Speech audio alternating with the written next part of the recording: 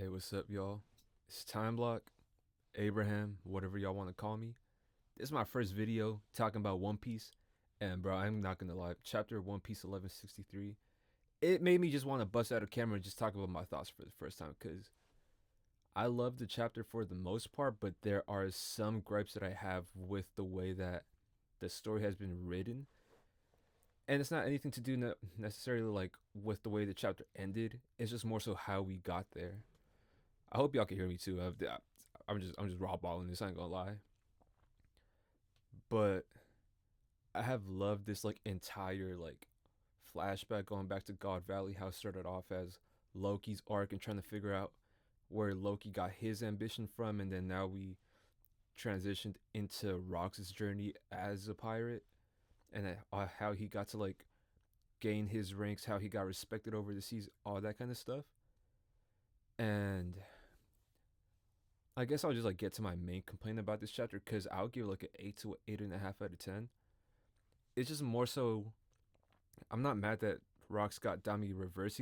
That's pretty expected. I feel like a lot of people were already knowing that that was going to happen, but it's more so I wish that there was more build up leading to it, like more tension rather than how we got it where Emu just attacks him. He mentions that he doesn't feel pain and he just gets reversed. Like I would have liked to seen something along the lines of, let's say, like a Rocks versus Emu 1v1 more prolonged, and then just like people watching from the sidelines, and until we get to see Rocks like use like a last attack in a way to show how strong Emu is, because we already know how strong that Rocks is, and using that as a measure as to how strong we can gauge Emu to be versus him or them, whatever they are, versus them just using their like most overpowered attack that just leads to somebody just switching sides. I would have loved to seen like even like a point where, all right, cool, Rocks himself is not enough to defeat Emu. We're gonna need something past this, and then we get to a point where Emu and Rocks like have a final clash that leads to Rocks just being defeated, him being like on the brink of death, and to where it can also like show a system where like the damn, I'm forgetting the name of it. The Dami Reversi is like you need to be weakened to an extent if you have a certain level of conqueror's hockey, because we already know, sad to say, but Garland he got, I need to say, I'm happy to say, Garland he got smoked. Like he got smoked. He got smoked last chapter or whenever it was. Like he just got whooped. No diff basically.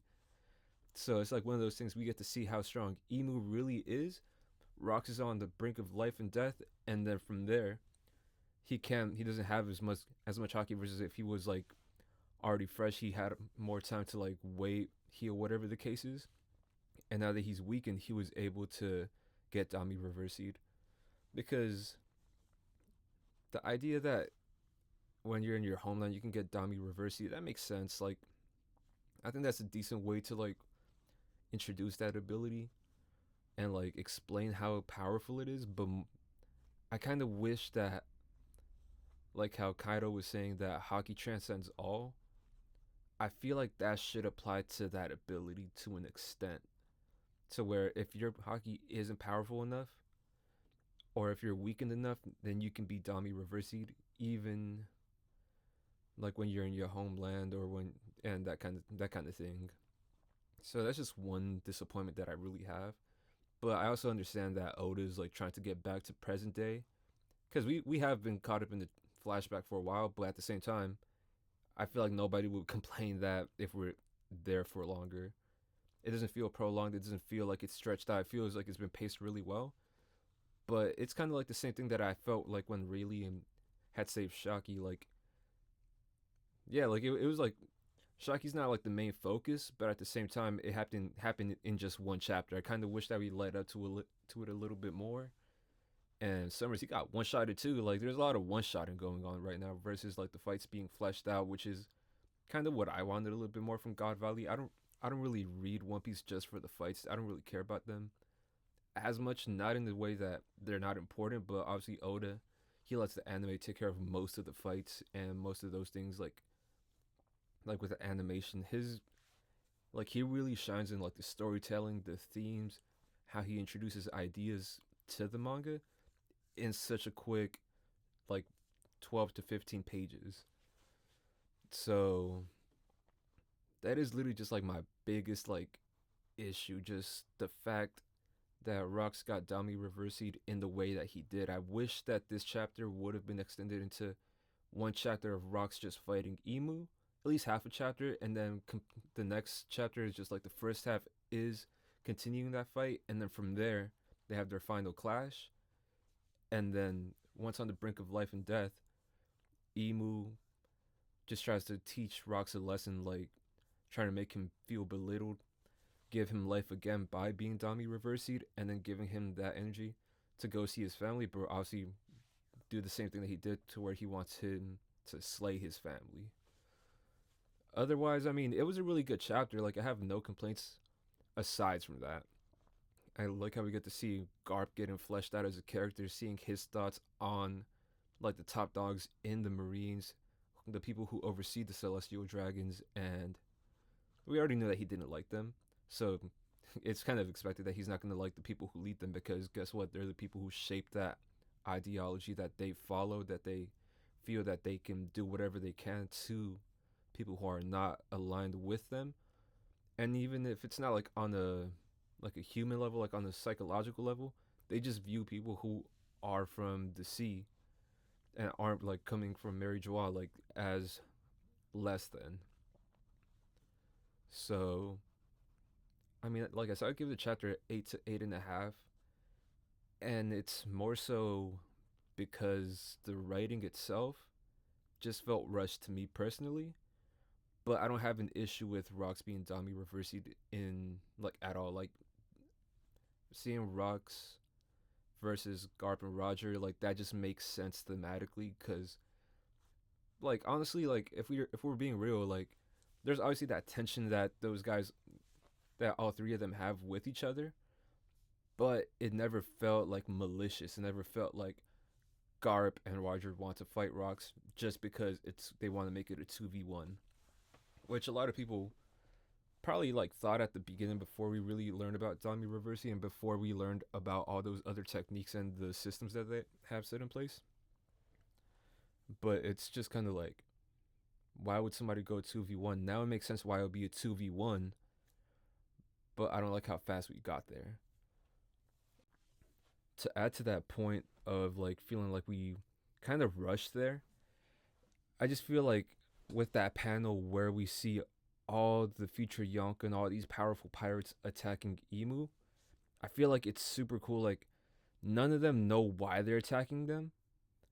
It's not even just like they're not because we already know that the Rocks pirates they had animosity within one another. Like for example, Kaido and Big Mom, the Devil Fruit, all this kind of stuff.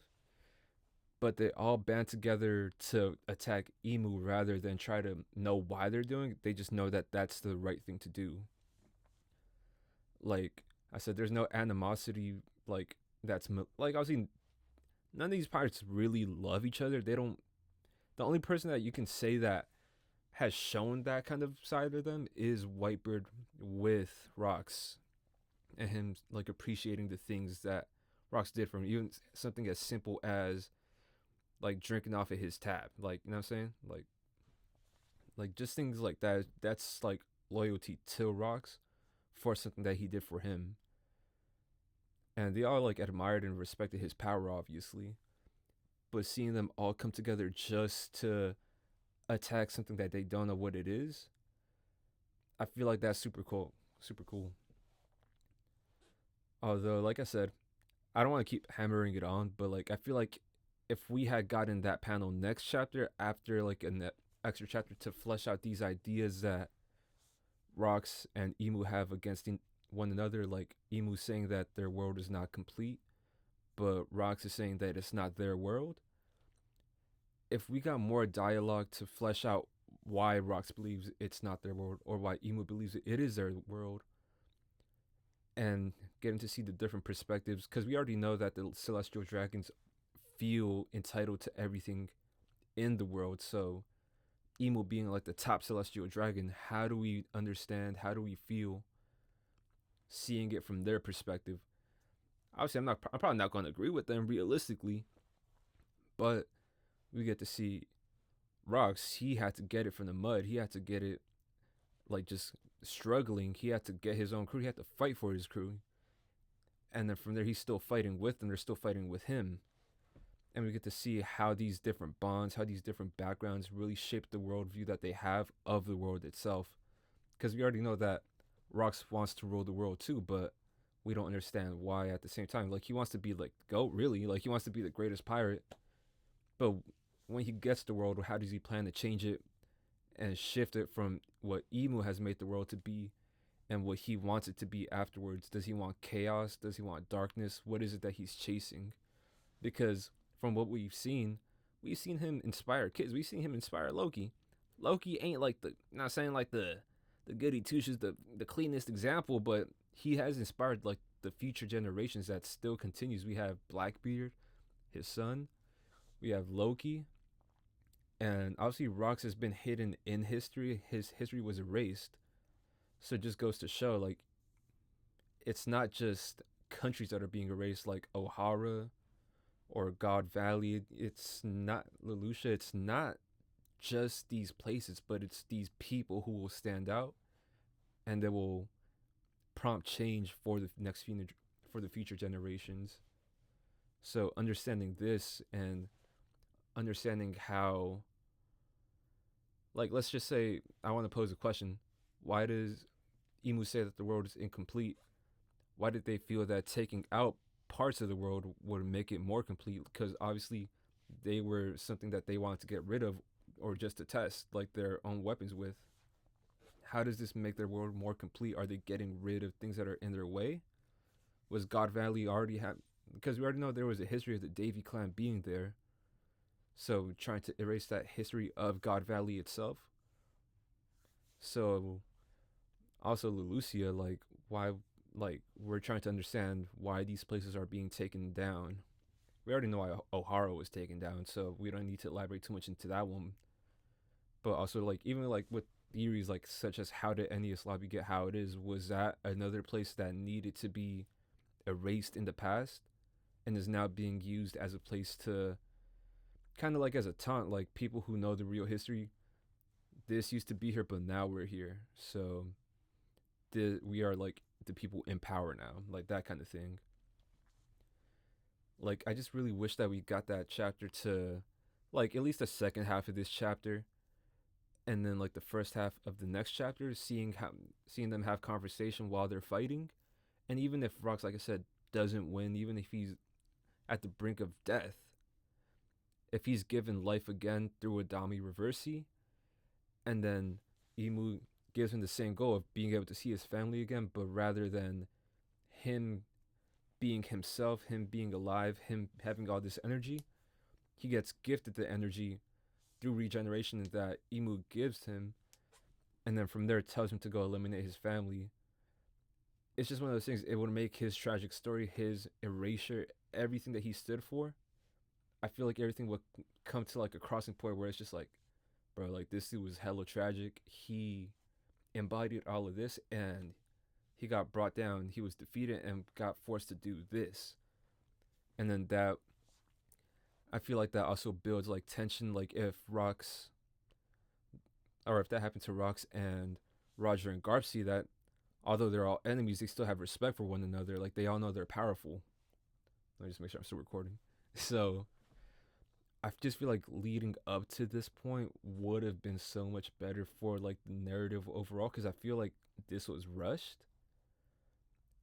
It's not like a rushed like pace to where like, well, this is bad writing because Dami Reversi is bad. Nothing like that, but it's more so like we could explore so many more themes if we had waited another chapter to get that payoff, those conversations, those thoughts, even just these attacks, name of attacks, like how do these things come into play long term, and what plants can it like, or what seeds can it plant for future references, future callbacks, like foreshadowing, like just things like this. Like what clashes can we expect to see in the future when some, like for example, Rox, he embodies a lot of what Luffy stands for, like loyalty. They have high ambitions, like and then also Blackbeard. How can both of these guys maybe come face to face with Emu in the future? And what will they both take away from that previous generation? But like I said, that's just my main thoughts. That's the main reason I'm making this video. Honestly, this is like the first chapter I've ever reviewed. I've never actually like recorded myself talking about this, but this past chapter like just had me thinking and like gave me a lot of thoughts because everything has been super great these past like 10 to 15 chapters. And that's just one thing that I wish I saw more people talking about, but maybe that's just me. I'm not sure. But yeah, like I said, I rate this chapter 8 to 8.5. I'm leaning closer to an 8, but I still got to give it time to see where we go in the future with these ideas, and then from there, just see how everything plays out. But hey, I might catch y'all next time if I decide to make another video. Honestly, this was kind of cool, so I might keep doing it. And follow me on Instagram at Beats by Time Block. I also make beats, so if y'all need a beat, hey, let me know. All right, but I'll catch y'all.